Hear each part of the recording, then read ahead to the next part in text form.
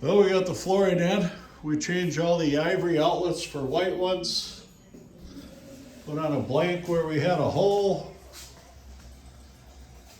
We're just waiting for the hot tub arrival on Thursday. That outlet there is going to get blanked off. We can't have one per our electrician that close to the hot tub. He's going to put it in a GFI breaker. We got the new light installed today, which is actually Bluetooth. It's got a speaker in there. It's all plastic, so we can have it above the hot tub. Let's turn her on. Oh, we got her on dim. Let's raise her up a little bit. Oh, there she goes. That's pretty bright. You want her that bright. I'm going to sand out that cedar right there that got stained before we got our rubber roof put on.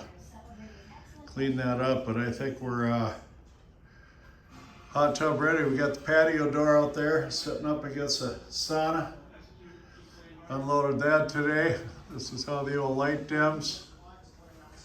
Oh yeah, for hot tub time. There you go.